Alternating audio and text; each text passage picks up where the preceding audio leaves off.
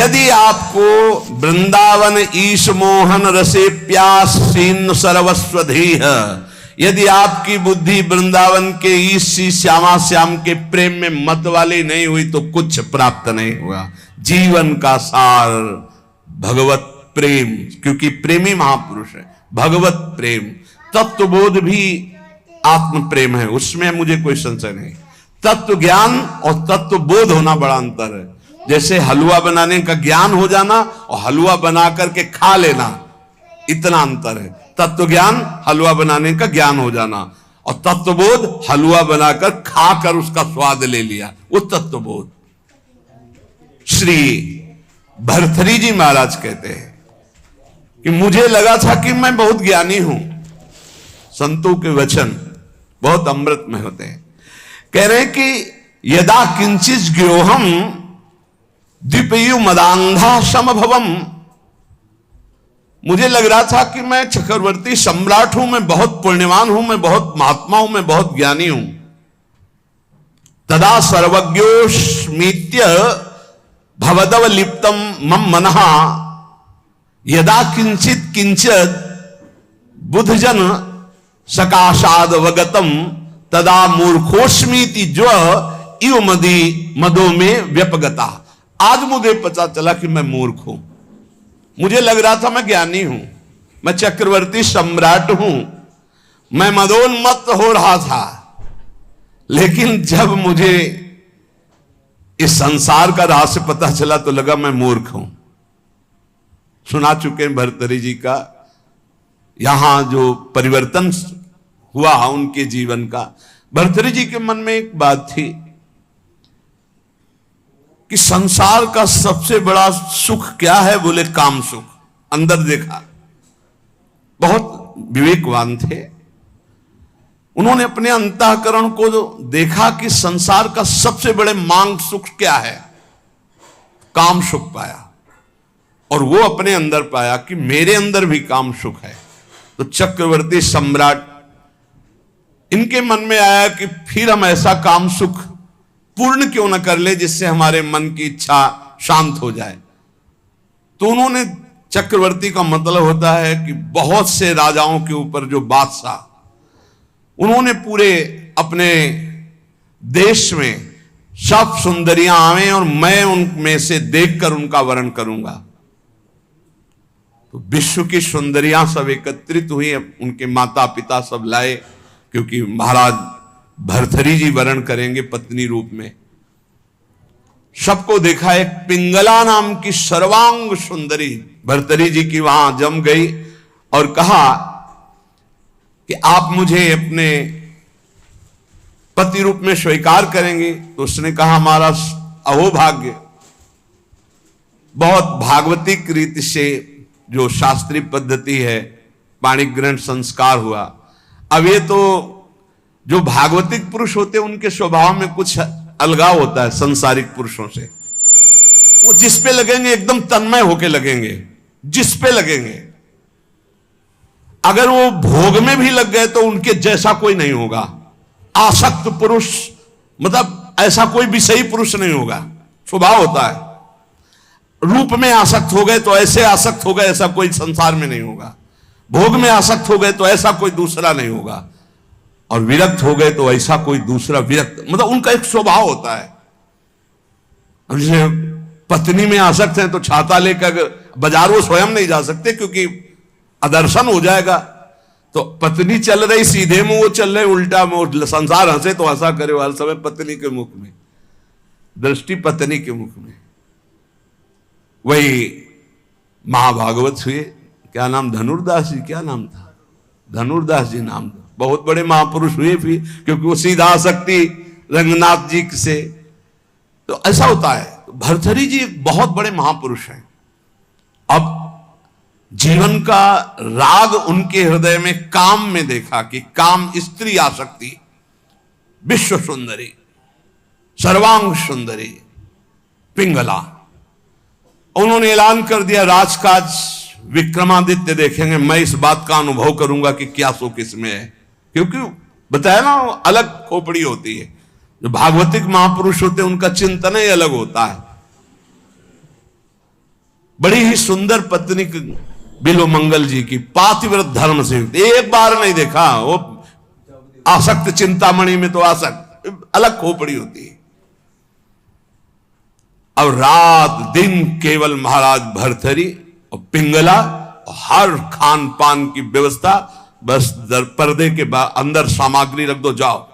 कोई प्रश्न उत्तर नहीं, कोई राष्ट्र की बात नहीं, कोई समाज की बात नहीं। ये अनुभवी जैसे वैज्ञानिक नहीं होते कि जब जिस विषय का शोध करना होता है तो बस उसी में पूरा चित्त लगा देते हैं। समय कट रहा था और मन की चाल होती नवम नवम नवम। मन कभी एक में रमण करने के लिए बहुत काल तक राजी नहीं होगा, उसकी चाल होती नवम नवम भोग। एक दिन पिंगला अपने महल के पीछे की खिड़की खोल करके ऐसे ही देख रही थी तो देखा अश्वपाल, हजारों घोड़ों की देख रेख करने वाले सेवकों का स्वामी, हष्ट पुष्ट ऐसे। अचानक दृष्टि उसकी पड़ी तो उसने से नमन किया, क्योंकि महारानी देखते ही आसक्त हो गई पिंगला। अब विचार कीजिए, चक्रवर्ती सम्राट महाराज भर्तरी से भला वो अश्वपाल किस योग्य, चित्त पूरा आसक्त। अब मिलन शुरू हो गया और राज काज विक्रमादित्य को दे दिया था। विक्रमादित्य बहुत प्रवीण थे। उन्होंने कहा कि शास्त्र प्रमाणित किसी का भी मन कभी भी कहीं भी विचलित हो सकता है, इसलिए मेरे भाई इस समय शुद्ध में नहीं है, इसलिए गुप्तचर रूप से दास दासियां हर समय तैनात कि कहीं हमारे महाराज को किसी भी तरह की हानि ना हो जाए। सूचना मिली कि हानि प्रारंभ हो चुकी है। एक अश्वपाल एकांत में महारानी से मिलता है। महाराज दिन में शयन करते हैं, उस समय वो मिलती है। पूरी बात पक्की जब देख ली तब भर्तरी जी को सूचना दी कि महाराज विक्रमादित्य आपसे मिलना चाहते हैं। बहुत प्रवीण थी पिंगला, तुरंत समझ गई। हमें लगता है हमारी बात उन तक पहुंच गई। तो उनका महाराज, मैं आपके भाई की एक बात कहना चाहती हूं कि उनकी दृष्टि हमारे ऊपर बहुत गलत है। तो उनका महल से तो निकलती नहीं, गलत कैसे हो गई? तो उनका खिड़की पे खड़ी थी, वो घोड़ों की देख रेख करने वाले अश्वपाल के पास गए थे, वहां से मुझे देखा तो फिर मुझे बुलाया, मैं उनसे गए, उनके पास गई। उनका इरादा ठीक नहीं था, इसलिए हमने कुछ कड़वे वचन कहे, क्षमा करें आपके भाई हैं लेकिन उनकी आदत बहुत खराब है। तो उनका ऐसा विक्रमादित्य कर सकता है?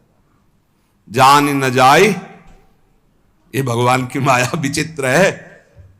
विक्रमादित्य बोले भ्राताश्री आपके साथ छल हो रहा है। बोले हाँ मुझे पता है छल हो रहा है, तुम्हारे जैसा नीच भाई होगा तो छल क्यों? यही बताने आए हो ना कि पिंगला आचरणहीन है। भाई आपको पता है? बोले पता है हमें कि तू आचरणहीन है। मेरा आदेश है कि ऐसे भाई को नगर से निष्कासित कर दिया जाए, कभी हमारे नगर में मुंह मत दिखाना। इतने आसक्त थे पिंगला पे भर्तरी जी महाराज। विक्रमादित्य कुछ बोल ही नहीं पाए कि ये क्या, बड़े बड़े जो मंत्री थे उन्होंने बोलने की हिम्मत नहीं रह गई कि जब भाई के प्रति ऐसा इनका, तो कोई नहीं बोल पाया और निकाल दिए गए। पर मंत्रियों ने उनको सुरक्षित रखा। एक दिन जब असलियत का पता चलेगा तब ये रोएंगे, उसी समय मैं आपको सामने पेश करूंगा। अब भगवान कोई ऐसा ना सोचे कि पाप कर्म दबा रहेगा, वो ऊपर उठता है, अपना प्रभाव दिखाता है। एक नगर का ब्राह्मण गरीब तपस्या कर रहा था महाराज देवराज इंद्र की मंत्र से, उनकी इस बात के लिए कि मुझे धन मिले, मैं गरीब हूं, जिससे हमारा परिवार सुखी हो जाए। बहुत तप किया तो देवराज इंद्र प्रकट हुए, कहा ये अमर फल लीजिए, और अंतर ध्यान हो गए। वो बात करे करते रहे, अंतर ध्यान। तो उनका अमर फल लेके क्या करूं, वैसे दरिद्र गरीब ब्राह्मण अमर होकर के क्या करूंगा? तब विचार आया कि अगर ये अमल फल महाराज भर्तरी को पवा दे तो धर्मात्मा वीर राजा वो अमर रहेगा, हमारे देश की सुरक्षा होगी और मुझे धन मिल जाएगा। ये अच्छा लगा। वो गए महाराज की जय जयकार हो। पहले राजाओं के दरबार में या महल में ब्राह्मणों के लिए, ऋषियों के लिए, महात्माओं के लिए निषेध नहीं था, उनके लिए नहीं था कि हम आज्ञा लेकर आए। अंदर प्रवेश किए, नजदीक दासी ने कहा कि कोई विप्र देवता पधारे। उठकर प्रणाम किया, कैसे आज्ञा कीजिए। उनका प्रभु मुझे ये तपस्या के द्वारा अमर फल मिला है और ये मैं आपको पवाना चाहता हूं, इसके बदले में धन चाहता हूं। आदेश कर दिया जितना इनको धन चाहिए दे दिया जाए। अमर फल लिया और विचार किया मैं खा के क्या करूंगा अमर होके, क्योंकि मेरी आसक्ति तो पिंगला पे है। पिंगला से कहा तुम अमर फल खा लो, जब तक मैं जीवित रहूंगा तब तक तुम्हें देखता रहूंगा। पिंगला ने कहा ऐसे थोड़ी अमर फल खाया जाता है, स्नान करके मंत्रानुष्ठान करके लाओ हमें। तो उनका नहीं, पालो मेरे सामने। बोले तो इतना विश्वास नहीं है। अब बस प्यार में तो दम होती है, नहीं विश्वास पक्का है तो फिर आप निश्चिंत रहिए। पिंगला ने सोचा मैं क्या करूंगी खा के, मेरा दोस्त अगर पालेगा अश्वपाल वो बढ़िया। एकांत में मिली अश्वपाल को, क्योंकि कांटा विक्रमादित्य थे, वो तो नगर निष्कासित हो गया, बिल्कुल स्वतंत्रता थी। महाराज इस रास्ते से बेशुद्ध थे। अश्वपाल ने उस अमर फल को लिया तो उसने विचार किया कि मैं क्या करूंगा। और महाराज की नृत्यांगना ऐसी सुंदर थी जिससे आसक्ति थी। मिला और कहा देखो ये अमर फल मुझे मिला है, आप पालोगी तो जब तक मैं जीवित रहूंगा आपको देखता रहूंगा, मिलता रहूंगा। ठीक है। नृत्यांगना ने सोचा जिसके दरबार की मैं नृत्यांगना हूं, अगर वो महाराज अमर रहेंगे तो हमारा जीवन सार्थक रहेगा और महाराज मुझे बहुत सम्मान देंगे जब मैं अमर फल दूंगी। उसने प्रार्थना करवाई कि आपके दरबार की नृत्यांगना मिलना चाहती है आपसे। बुला लिया, कहा महाराज ये अमर फल। महाराज ने कहा तुझे अमर फल कहां से मिला, ये अमर फल सत्य बोल तुझे कहां से मिला। महाराज मुझे तो अश्वपाल ने दिया, मेरा वो दोस्त है, मेरा मित्र है उसने। और उस समय पिंगला वहां नहीं थी। तुरंत अमर फल लिया और बोले तुम्हें जो संपत्ति चाहिए हम देंगे, कल हम दरबार में आते हैं। दरबार में गए, सब सभा एकत्रित, वर्षों के बाद आज दरबार में आए थे। तब उन्होंने कहा बुलाया जाए जिसको अश्वपद, जो घोड़ों की सेवा में आया। सत्य बोला तो तुझे माफ कर देंगे। बोल इस फल को पहचानता है? हाँ सर, यह अमर फल है। तुझे कैसे मिला? सत्य बोलना, अगर झूठ बोला तो उनका अगर हमारे प्राण माफ किए जाएं तो बिल्कुल सभा में कहता हूं कोई दंड नहीं मिलेगा। उनका महारानी पिंगला ने दिया है। ठीक है, जाओ बुलाओ पिंगला। अब वो तो सज धज के आ रही थी कि आज दरबार में पार्श्व में विराजमान होंगी सिंहासन। गए कटघरे में खड़ी हो करो और तलवार निकाला और कहा देखो मेरे देश के विप्र ने तपस्या की थी, अमर फल दिया था, इनको पवाया था, ये अमर है और मैं काटूंगा, ये मरेगी नहीं। ये अरे महाराज क्यों, क्या तुझे अमर फल पर विश्वास नहीं? सर झुका दे। कहां है वो अमर फल? सत्य बोल तो तुझे माफ करो। बोले अश्वपाल को दिया था। क्या मेरे से श्रेष्ठ है अश्वपाल? मैं चक्रवर्ती सम्राट भर्तरी तेरे योग्य नहीं रहा? धिक्कार है ऐसी बात। तभी कह रहे यदा किंचित व्योहम द्विपयु मदांधा संभवम। मैं मदांध हो गया था, अपने को ज्ञानी समझता था, अपने को बलवान समझता था, अपने को राजा समझता। उसी समय भर्तरी जिनका धिक्कार है। मैं चक्रवर्ती सम्राट, मुझसे पिंगला तृप्त नहीं, पिंगला से अश्वपाल तृप्त नहीं, अश्वपाल वैश्या से प्रेम करता। धिक्कार है। कहां प्यार है, कहां अपनापन है। और मुकुट उतार के रखा और कहा कि आज अगर विक्रमादित्य होते तो मुझे यह चिंता नहीं होती कि मेरे राज्य का क्या होगा। तब मंत्रियों ने कहा आप महाराज निश्चिंत रहें, व्यवस्था पूरी, विक्रमादित्य सुरक्षित है। तो उनको यहां विराजमान करो, मैं एक क्षण भी ऐसे प्रपंच में नहीं टिकूंगा। महावैराग्यवान होकर भर्तरी जी के श्लोक बैरागियों के अमृत है। वो कह रहे हैं कि मैं बिल्कुल अज्ञानी था, मदोन्मत्त मदांध था। उस समय मेरा मन यही सोच रहा था कि मुझे बहुत ज्ञान है, मैं बहुत प्रवीण हूं। लेकिन आज जब भगवान शंकर की कृपा से ज्ञान हुआ, तब मुझे लग रहा है कि मैं घोर अज्ञानी, घोर विषयी, मदांध था। मेरा अहंकार दूर हो गया कि मुझे ज्ञान था। आज असली ज्ञान हुआ मुझे। भर्तरी जी कह रहे, एशाम न विद्या न तपो न दानम ज्ञानम न शीलम न गुणो न धर्मा ते मर्तुलोके भुवि भार भूता मनुष्य रूपेण मृगाश्चरन्ति। जिनमें न भागवतिक विद्या है, न भगवत तत्व का ज्ञान है, न शील है, न गुण है, न भागवतिक धर्म है, तो मृत्यु लोक में, पृथ्वी में भार बने हुए मनुष्य रूप में वो पशु हैं साक्षात। न भजन है, न धर्म है, न राष्ट्र सेवा, न भगवत सेवा, न समाज सेवा, बोले पशु हैं साक्षात। मनुष्य रूपेण मृगाश्चरन्ति, रूप तो मनुष्य का है लेकिन पशु है, राक्षसी भाव है। जाड्यम धियो हरति सिंचति वाचि सत्यम मानोन्नतिम दिशति पापमपा करोति चेता प्रसादयति दिक्षु तनोति कीर्तिम सत्संगति कथय किम न करोति पुंसाम।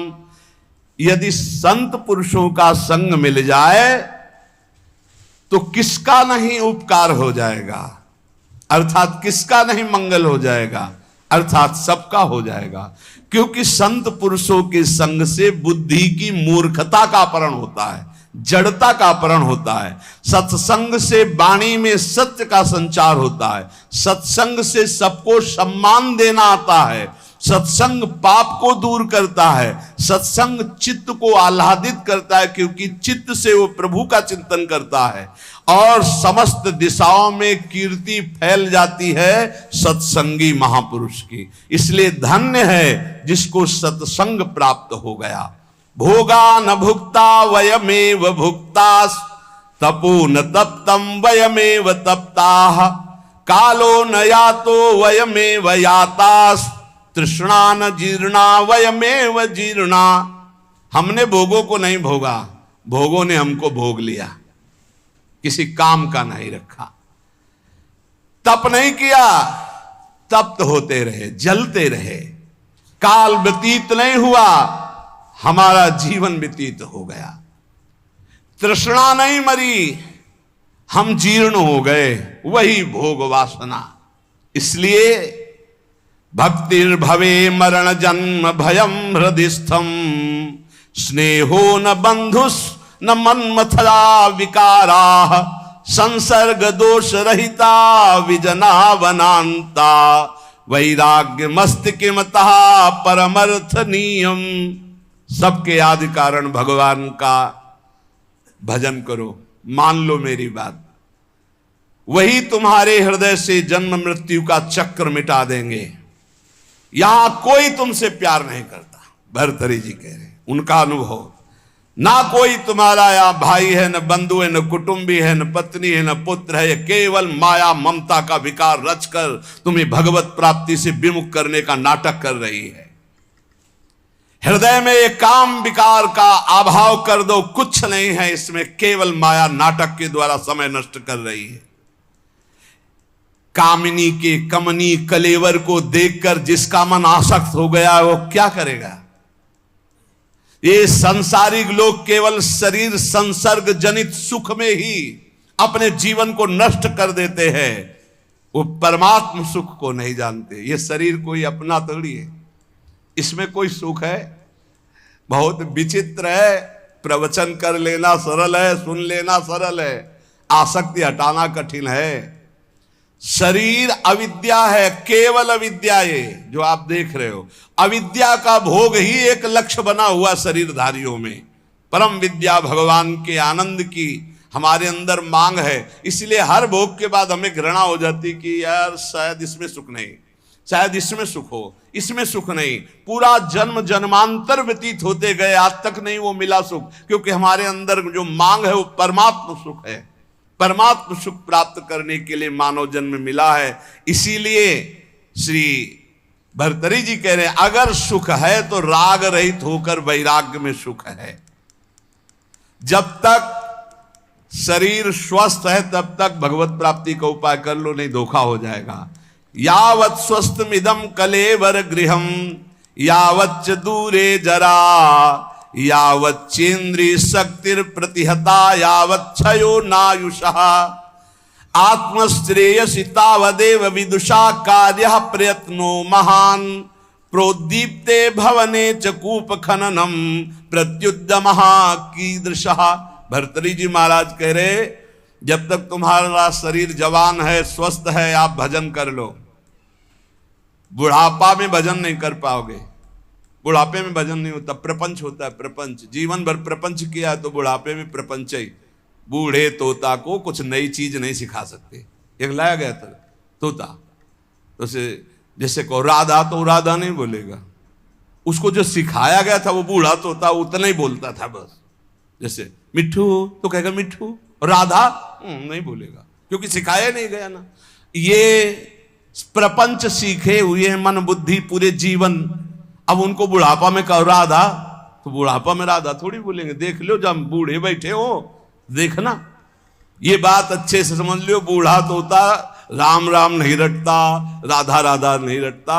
तो कह रहे जब बुढ़ापा आ जाएगा तो भजन नहीं होगा। जवानी में भजन नहीं करोगे तो बुढ़ापा भजन नहीं होगा। सुन लो, जो जीवन में भजन किए बुढ़ापा में भी भजन करेंगे, जो जवानी में भजन नहीं किए बुढ़ापा में नहीं कर पाएंगे। पक्का समझ लो, पक्का नहीं कर पाएंगे। बातें चाहे जितनी बना ले, भजन की पद्धति जवानी में सीखी जाती है बचपन से। ये बहुत बढ़िया कृपा हो गई, आप लोग सब नौजवान भजन में लगे हो।